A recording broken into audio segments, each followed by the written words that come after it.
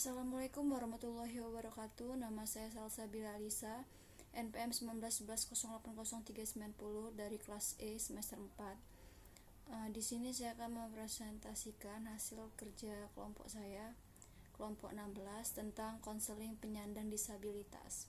Apa sih disabilitas? Disabilitas adalah orang yang memiliki fisik, mental, keterbatasan intelektual atau gangguan sensorik dalam jangka panjang. Nah, disabilitas ini atau difabel ini dalam masyarakat secara sosial dipandang sebelah mata karena kekurangan fisik, mental, dan intelektual.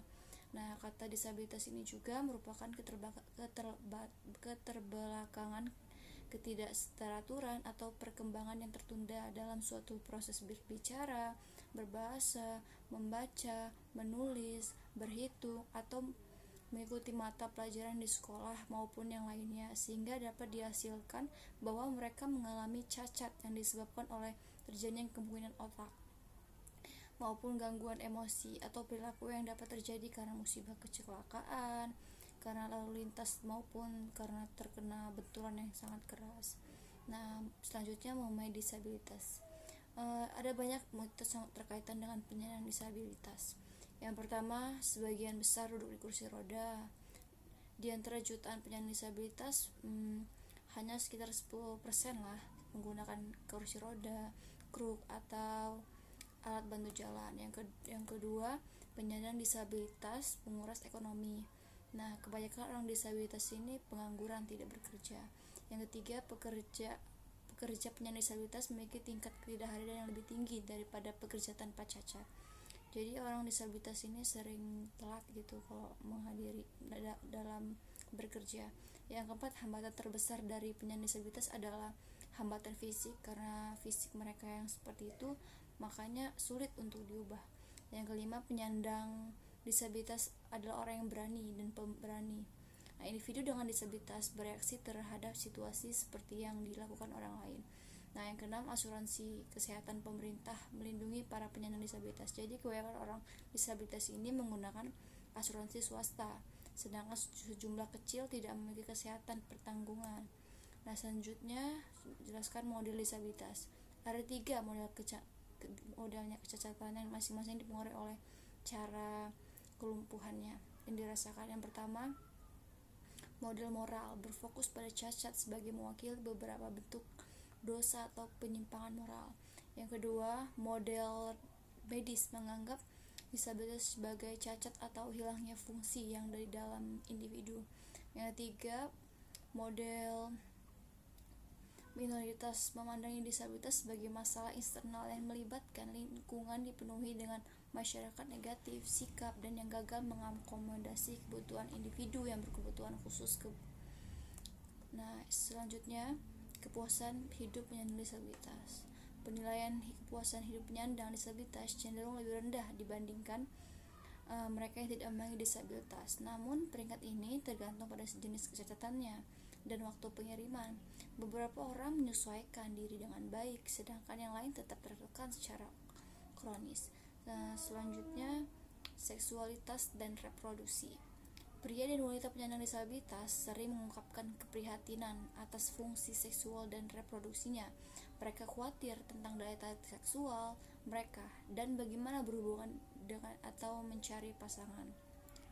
Jadi, secara orang penyandang disabilitas itu sulit untuk mencari pasangannya karena seksual dan reproduksinya. Selanjutnya, spiritualitas dan religiositas orang yang penyandang disabilitas. Nah, spiritualitas dan keyakinan agama dapat menjadi sumber kekuatan dan dukungan batin. Seseorang penyandang disabilitas menulis, "Ini membantu saya untuk mengidentifikasikan diri saya sendiri. Berpikir saya adalah orang wanita yang diciptakan oleh Tuhan, dan saya sangat berharga dan saya sangat dicintai, dan saya memiliki begitu banyak keindahan di dalam diri saya." Jadi orang penyandang disabilitas ini masih bersyukur gitu atas yang diberikan oleh Tuhan. Baiklah, itu saja yang bisa saya sampaikan. Selanjutnya saya dibahas dengan teman saya, Linda Anissa. Baik, terima kasih Salsabila Alisa. Saya Linda Anissa akan melanjutkan materi yang selanjutnya, yaitu yang keenam, kekuatan. Karena berbagai macam kecacatan dan karena individu dengan disabilitas bila berasal dari populasi manapun, di antara itu dengan cedera tulang belakang, strategi coping, harapan dan optimisme berhubungan dengan kualitas hidup yang sangat tinggi. Individu dengan cedera otak traumatis yang merasakan koneksi kekuatan yang lebih tinggi menunjukkan kepuasan hidup dan kemampuan fungsional yang lebih besar. Kualitas seperti kreativitas, ketahanan, pengendalian diri, dan kemampuan membuat koneksi positif dengan orang lain dan menemukan makna dalam hidup adalah kekuatan yang bisa dimanfaatkan dalam proses terapi. Banyak individu sudah memiliki kekuatan ini, namun atribut ini dapat dikembangkan atau ditingkatkan dalam konseling dengan berfokus pada perubahan persepsi tentang disabilitas, meningkatkan kepercayaan diri, dan fokus pada cara-cara memperdayakan klien dan mendorong pengambilan keputusan aktif. Yang ketujuh yaitu Undang-Undang Penyandang Disabilitas di Amerika. The American with Disabilities Act atau ADA ditandatangani menjadi undang-undang pada tahun 1990, memperluas mandat federal non-diskriminasi kepada individu dengan disabilitas dan kepada pemerintah negara sebagian dan lokal, serta sektor swasta. AD mendefinisikan kecacatan sebagai gangguan fisik atau mental yang sangat membatasi satu atau lebih dari aktivitas kehidupan utama hidup tersebut, melindungi individu dengan gangguan intelektual, gangguan pendengaran atau penglihatan, kondisi ortopedi, ketidakpuasan belajar, gangguan bicara, AIDS atau HIV, dan kondisi kesehatan atau fisik lainnya. Gangguan kejiwaan yang tercakup termasuk mayor depresi, gangguan bipolar, panik, dan gangguan obsesif kumulatif, beberapa gangguan kepribadian, skizofrenia, dan rehabilitas dari kecanduan narkoba. Yang selanjutnya yaitu yang ke-8, dukungan untuk individu dengan disabilitas.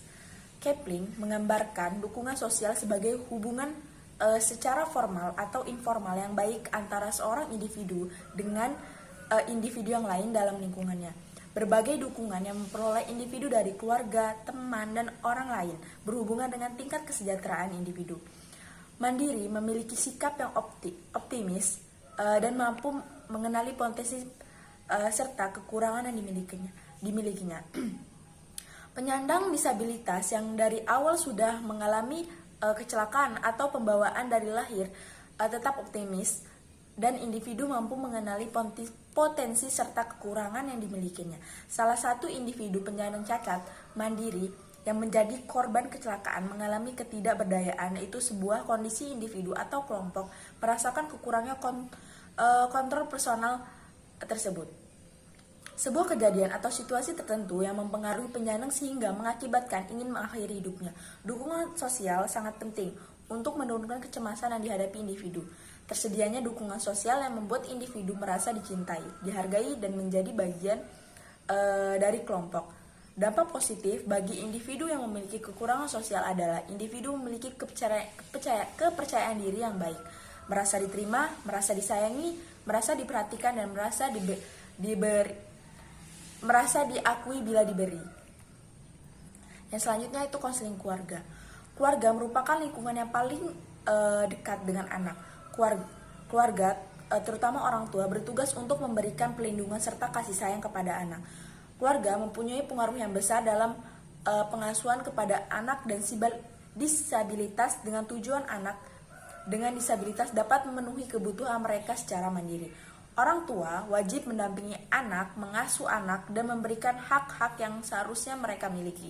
Banyak keluarga, khususnya orang tua yang memandang rendah dan hanya bisa bergantung pada orang lain. ABK juga sama seperti kita mempunyai hak untuk mendapatkan penghargaan. Dari uraian dari saya dan Salsabila, kesimpulannya yaitu pengasuhan yang baik harus diberikan kepada setiap anak, tidak terkecuali anak dengan disabilitas. Pengasuhan dari orang tua bertujuan agar anak dapat memenuhi haknya. Setidaknya terdapat 4 hak yang harus dimiliki oleh anak, antara lain hak mendapatkan kehidupan yang layak, hak untuk tumbuh dan berkembang, hak untuk mendapatkan hak untuk berpendapat, dan hak untuk berpartisipasi. Akan tetapi, masih banyak orang tua tidak menerima anak dengan disabilitas. Orang tua menganggap anak mereka tidak dapat berbuat apa-apa, tidak sanggup, dan hanya bisa mengandalkan bantuan orang.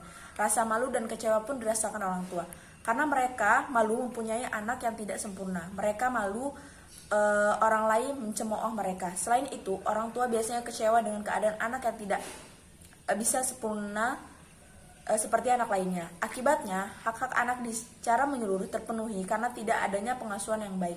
Dalam hal ini, perlu adanya informasi yang diberikan kepada orang tua, motivasi atau support dari lingkungan sekitar, dan pemberian pengertian mengenai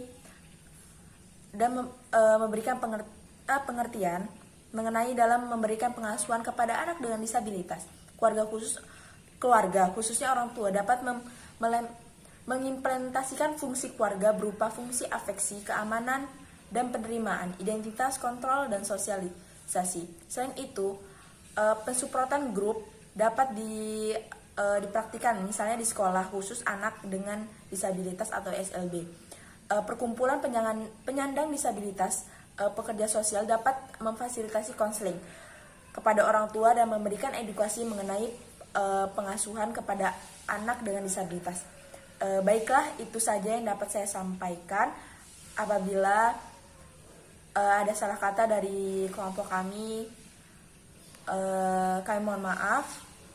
Kurang lebihnya kami mohon maaf. Saya akhiri. Wassalamualaikum warahmatullahi wabarakatuh.